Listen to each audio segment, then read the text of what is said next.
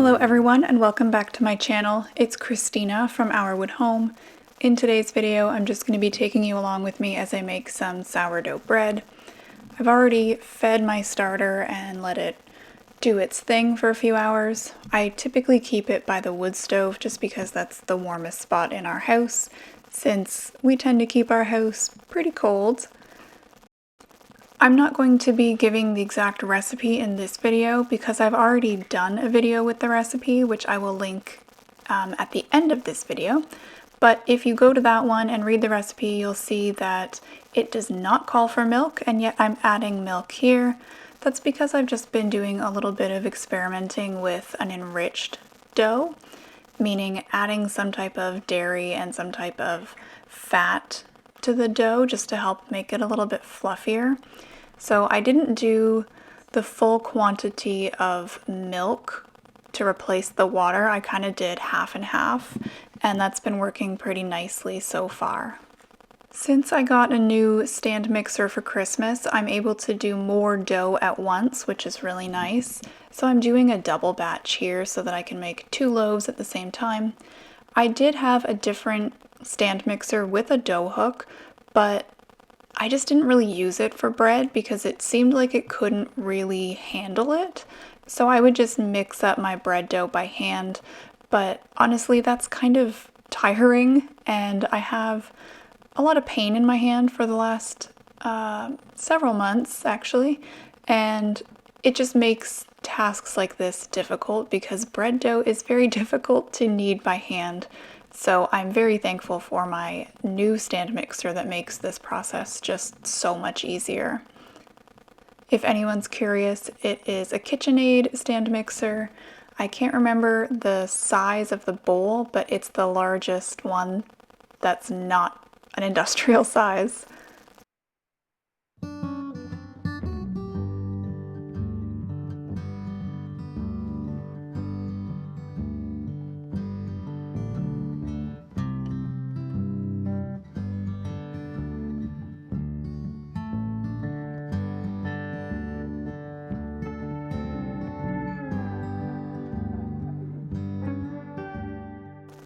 Once the dough is done on the stand mixer, I usually just let it sit in this bowl with a cover on it, but I wanted to split the dough in half because I'm doing 2 loaves, so I'm just kind of eyeballing what I think half is. Spoiler, it was not half. I didn't divide it evenly, so one of my loaves ended up being quite a bit smaller than the other, but that's alright.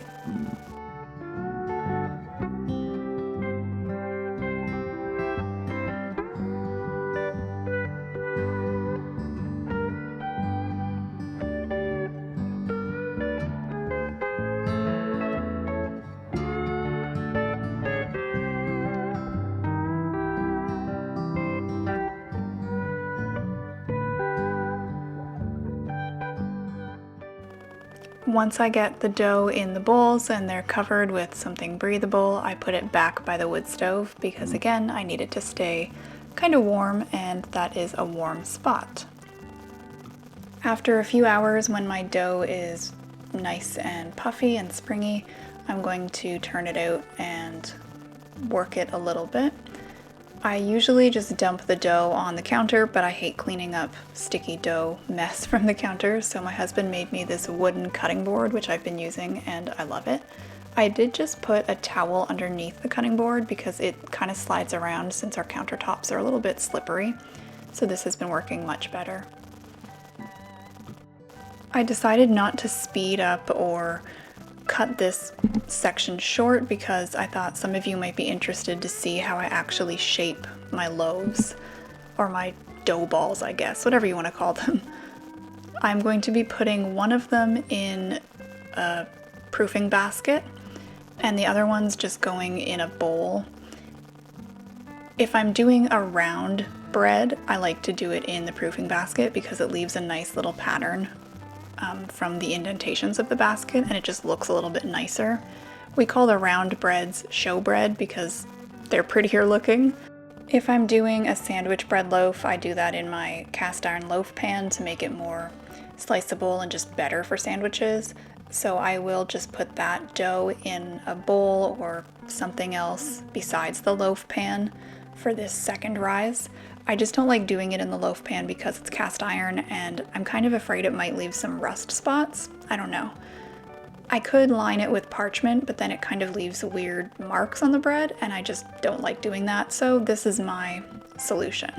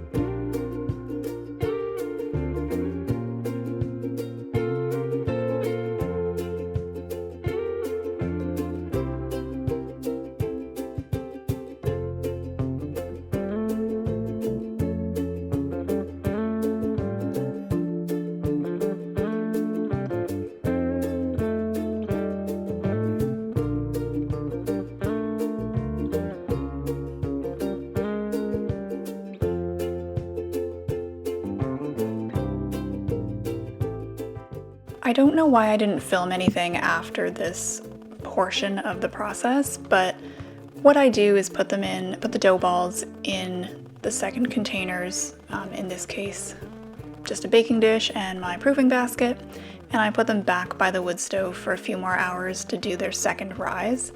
Then I preheat the oven and put the dough in my baking vessel of choice, and then when it's done, I just let it sit on the counter for a few minutes in the baking vessel so it can kind of continue cooking, and then I take it out when it's slightly cooled enough to be able to handle.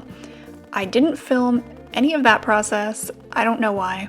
I also didn't really get a good shot of the bread when it was done. I did get a very short clip so you can see the 2 loaves. They turned out nicely. Definitely a little bit small, but that's all right. I'm not really sure why I forgot to film those parts, but you kind of get the idea. And as I said, I do have more videos about bread making. Thank you so much for watching this video. I hope that you enjoyed it. If you would like to, I encourage you to take a look at some of the other videos on my channel, and if you enjoy those as well, please do consider subscribing. If you've already subscribed, then thank you very much. I hope that you continue to enjoy the videos that I put out here. I've got some interesting things planned for the next few months. If you have any questions about sourdough bread making, feel free to leave those in the comments and I'll do my best to answer them. I am certainly not an expert at sourdough or anything else, but I am pretty confident that I can help you troubleshoot if you do have any issues. Again, thank you so much for watching and have a great rest of your day.